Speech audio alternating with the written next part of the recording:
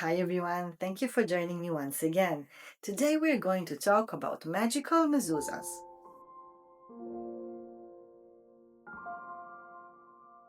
What is a mezuzah?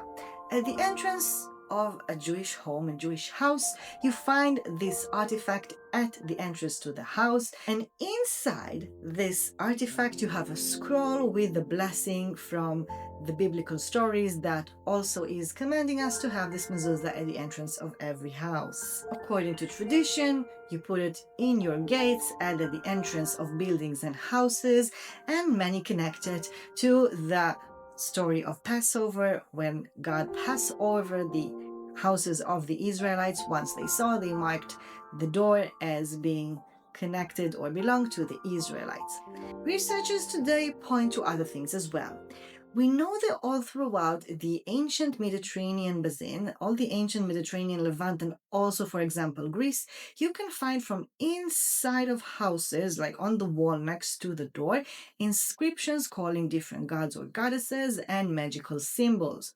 It was believed that the threshold, the places, the in-betweens, between the house and the outside, for example, or next to walls, could be the home of a lot of supernatural entities. And if you wanted to make sure that your home was safe and they cannot step inside, you would put some kind of an inscription to protect your home. We know that in the Middle Ages and in the early modern era, many of these mezuzah were with magical symbols and magical inscriptions on the mezuzah itself and also on the scroll from within it.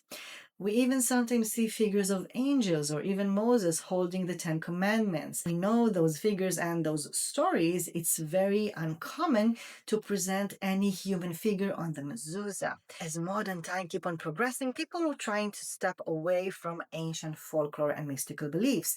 And those mezuzahs are starting to lose those magical symbols and the magical inscriptions and to become decorated with flowers or plants and with the name of God, but most definitely not with all the magical and mystical inscriptions that they had. Many of the ancient mezuzahs were made out of wood, so it's very hard to find a lot of mezuzahs to actually use in research. But we know those documentations, and it allows us to look at the shift that different traditions are doing up until today. If you have a mezuzah in your house, or maybe you have other symbols at the entrance of your house connected to your culture, I would love for you to share them with us and tell us their story. Thank you so much for joining me, and I will see you next time.